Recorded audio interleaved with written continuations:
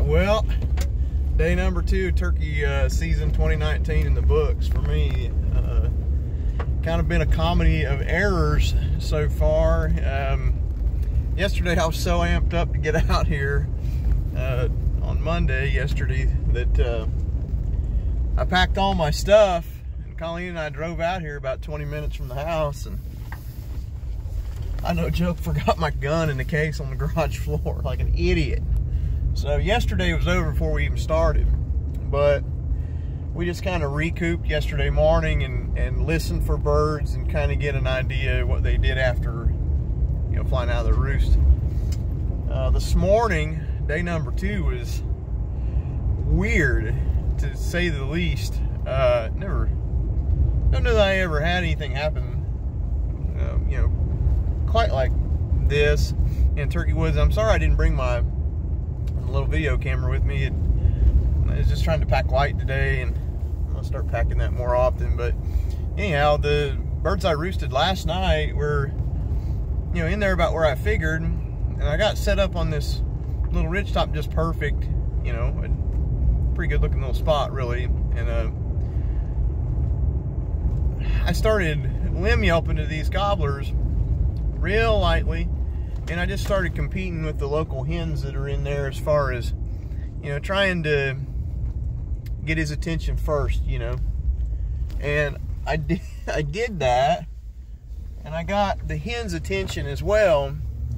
And the hens actually relocated from their roost tree over to like directly above me, and they were like looking for me. They were like, "Hey, you're not gonna outcompete us. We'll just fly over here right in front of you, in between you and that gobbler." Well, you know how that went. The gobblers, there were 2 birds there, one of which was very subordinate, didn't talk but just a couple gobbles, and he never strutted on the limb. The other one was a great big bastard that did all the talking and strutted on the limb. And when those hens relocated, it just like it started the roost process over again, and they stayed in the tree until 7:30, right on the nose, which then in Illinois it's legal to shoot them out of off the roost. Well, I didn't try that. There's no way I could have done it without getting busted and ruining a roost and like all those hens around me and stuff. Like, it just wasn't going to work. So I continued to wait a little bit longer, and sure enough, one of those hens finally started limb yelping, and this is like 7:40, and she finally pitched down onto a little like slopey creek basin there to my right.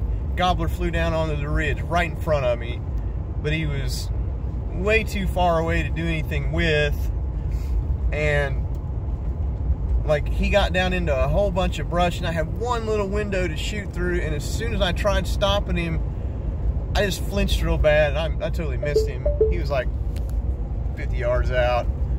Yeah, it was so awkward. It was a mess.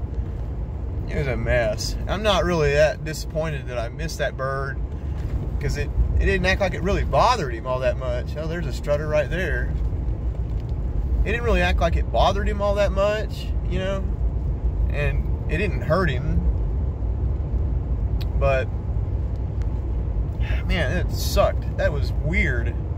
They just hung around on that limb forever. You know, I heard a guy shoot one about the time that those hens flew into my roost. That was like 6:30.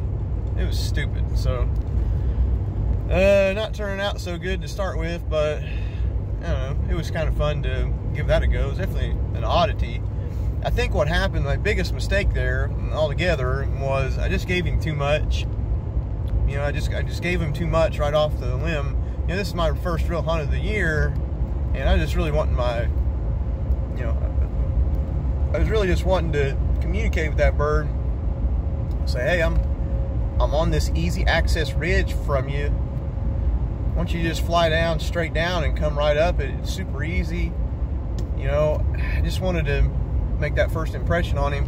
And I think I overdid it, because I actually called the hens from their roost over to my roost, so to speak. So it was not easy. But anyway, just keep trying until we can't shoot them no more. Like, plenty of season left.